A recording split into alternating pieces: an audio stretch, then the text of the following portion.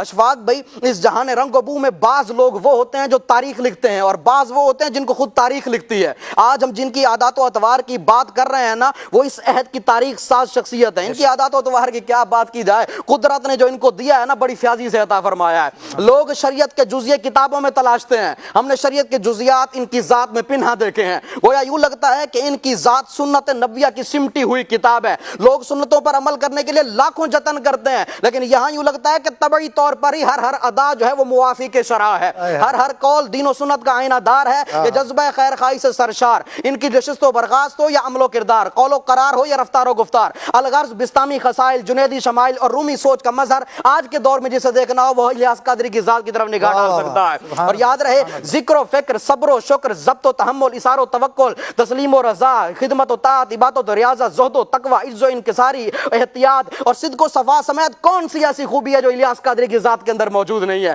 آج بھی چشم فلک اس بات پر شاہد ہے کہ آپ کی ذات مصدر الحسنات، منبع الفیضان اور مرجع الخلائق ہے۔ وجہ صرف یہی ہے کہ انہوں نے لوگوں کے دلوں کی دھڑکنوں کو محسوس کیا، پھر خود بھی لوگوں کے دلوں کی دھڑکن بن گئے ہیں۔ اشفاق بھائی، آج ہم اپنی آنکھوں سے دیکھ رہے ہیں کہ دنیا بھر کے مقتدر علماء کرام اور ذی وجاہت مشائخ اعظام ان کے جلوہ کے گرد پروانہ وار پھرتے ہیں۔ یہ خواص کی کیفیت ہے۔ جبکہ عوام کے ہجوم عاشقاں کی طرف نگاہ دوڑائیں تو کتنی آنکھیں ہیں جو ان کے دیدار سے سیراب نہیں ہو پاتی، کتنے قلوب ہیں جو ان کی عقیدت سے شکیب آشنا نہیں ہو پاتے۔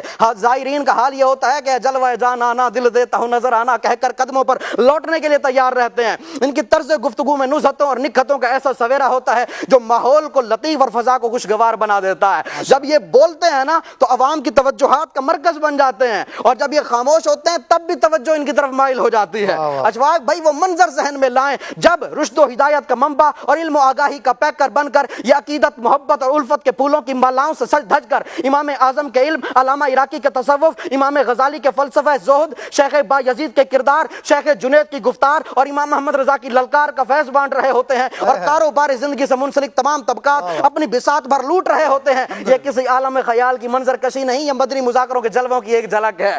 ان کے پرانے انقلابی بیانات ہوں یا واضح و نصیحت سے بھرپور موتیوں کی مالائیں ہوں، ان کی دعوت اور آواز میں خون جگر شامل ہے۔ ان کی اپنی آواز، اپنی انفرادیت، رانائی، دلکشی، انفرادیت اور نرالی ادا کی ایسی الستی پکار ہے جس نے اہل دل کے ساتھ ساتھ سخت سے سخت دلوں کے بھی تار ہلا کے رکھ دیے ہیں۔ آج کے اس مادیت زدہ دور میں ان کی آواز ہی ہے جو بے چین دلوں اور غافل روحوں کے درد کا درما ثابت ہوئی ہے۔ روایتی انداز کے برعکس جب ان کی بے ساختہ گفتگو، جب جذب و مستی، حدت عشق، رموز تصوف، معاشرتی اسرار اور تجارب و واقعاتی نتائج کی روشنیوں سے قلوب و اذہان کو منور کرتی ہے تو کسی کو تن من کی خبر نہیں رہتی۔ خصوصی مدنی مذاکروں میں چشم زدن میں رات کے سارے پہر گزر جاتے ہیں، اور اس محفل میں شرکت کی سعادت پانے کے لیے سحر بھی آن دھمکتی ہے۔ اللہ اکبر۔ اشفاق بھائی، جو عمومی مشاہدہ ہے، جو صاحب تصنیف ہوتا ہے نا، وہ کتابوں کے ہجوم میں گم رہتا ہے، اس کو لوگوں سے ربط و ضبط اس کے لیے باریں گراں ہوتا ہے۔ جو محقق ہوتا ہے وہ اپنی ساری عمر کتابوں کی گرد جھاڑنے میں کھپا دیتا ہے۔ لوگوں سے تعلق ربنا اور معاشرے کی روش کو سدھارنا وہ اپنے لیے کار فضول سمجھتا ہے۔ جو صوفی ہوتا ہے وہ اپنے ہی گریبان میں ساری امت کا مشاہدہ کرنے میں مشغول ہوتا ہے۔ لیکن یہاں پر تو مسئلہ ہی کچھ اور ہے۔ یہ مقبول و مشہور مصنف بھی ہیں، ہزاروں کو شرف ملاقات سے فیض یاب بھی فرماتے ہیں، ظاہری و باطنی بیماریوں کے اسپیشلسٹ بھی ہیں، اور معاشرے کی زلف پریشان کو سنوارنے کے لیے کمر بستہ بھی ہیں، اور مراقبے و محاسبے کے پابند صوفی و صافی بزرگ بھی ہیں، اور اس دکھیاری امت پر پڑنے والے مصائب پر بے قرار بھی ہیں۔ آخری بات اشفاق بھائی دیکھیں کہ اللہ تبارک و تعالیٰ نے ان کو کیسا نوازا ہے کہ عمومی طور پر مشاہدہ پتہ کیا ہے کہ اپنا علاقہ و ایریا جہاں پر بندہ پیدا ہوتا ہے، جہاں پر اس کا بچپن، جوانی، شب و روز، صبح و شام گزرے ہوتے ہیں، وہاں کے لوگوں کی نگاہوں میں نا، ایسے عمومی طور پر مشائخ و مشاہیر کا یہی حال ہوتا ہے کہ وہاں کے لوگوں کی نگاہوں میں اس کا کوئی خصوصی مقام نہیں ہوتا، لیکن یہاں تو مسئلہ ہی کچھ اور ہے۔ اس عمومی ضابطے سے ہمارے پیر کی ذات مستثنا ہے کہ جس طرح دنیا کے دور دراز علاقوں بلکہ دنیا کے کونے کونے میں